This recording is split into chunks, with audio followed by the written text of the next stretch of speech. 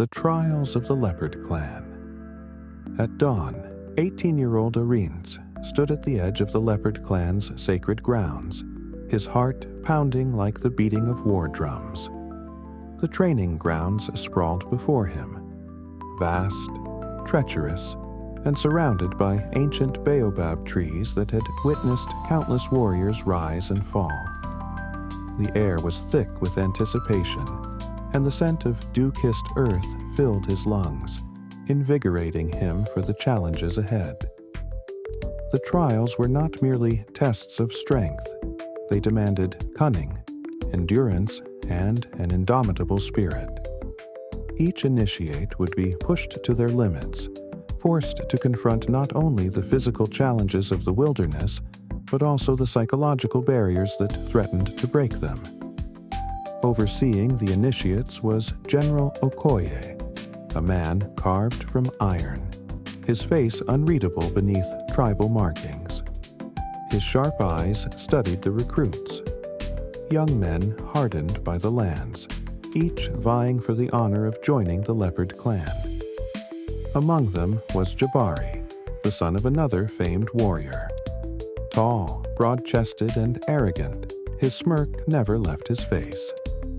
He exuded confidence, but beneath that bravado lay a simmering insecurity. Jabari had always lived in the shadow of his father's legacy, a warrior whose name was spoken with reverence. The pressure to live up to that name weighed heavily on him, and he saw Arinze as nothing more than a rival, a reminder of his own fears of inadequacy. "Try not to fall behind, boy," Jabari taunted as they prepared for the first trial, his voice dripping with disdain. The words stung, but Arinze refused to let them penetrate his resolve. He understood that Jabari's arrogance was a mask for his own insecurities, a defense mechanism against the fear of failure that haunted him.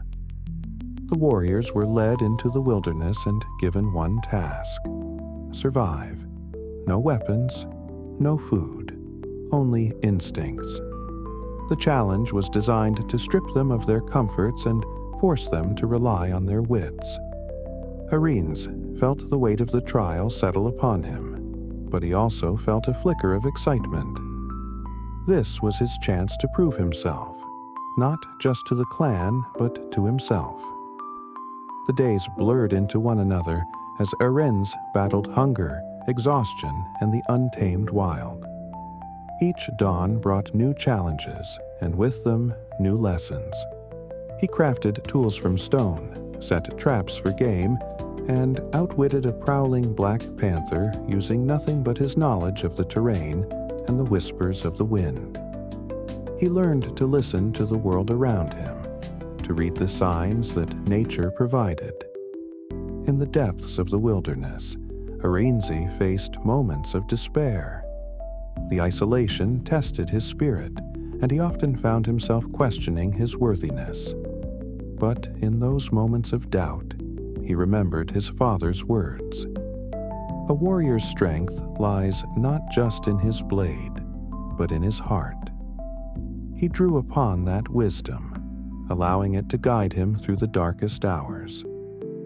Meanwhile, Jabari, driven by pride and a desperate need to prove himself, sought to eliminate Arinze as competition. One night, he sabotaged Arinze's water supply, leaving him dehydrated under the merciless sun. The act was born from a mix of jealousy and fear. Jabari believed that if he could weaken Arinze, he could secure his own place among the warriors. But Arinze, ever resourceful, tracked a hidden stream using the flight of birds and the rustle of leaves, demonstrating that true strength lay in intellect as much as in physical prowess. As the trials progressed, the psychological toll began to weigh heavily on the initiates. They were forced to confront their fears, their insecurities, and the ghosts of their pasts. Arinze found himself reflecting on his own motivations, his desire to honor his father's legacy, to forge his own path, and to protect the village he loved.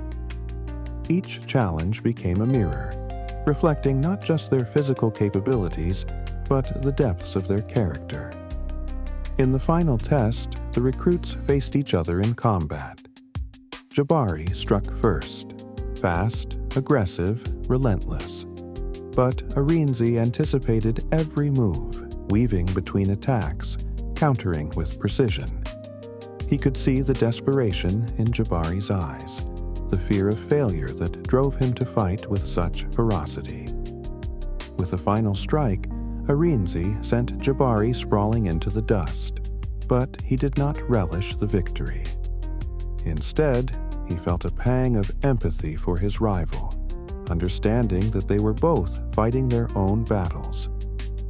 When the warriors returned, battered but standing, General Okoye merely nodded.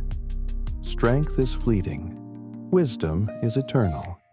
You have earned your place among us." The words resonated deeply within Arinze, affirming that the trials had not only tested their bodies, but had also forged their spirits. As the sun dipped below the horizon, casting a warm glow over the sacred grounds, Arinze felt a sense of belonging wash over him.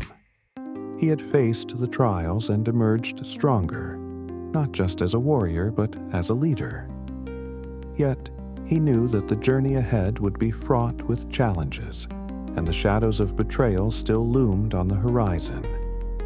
The true test of his character was yet to come, and he would need every ounce of wisdom and resourcefulness to navigate the treacherous path that lay ahead.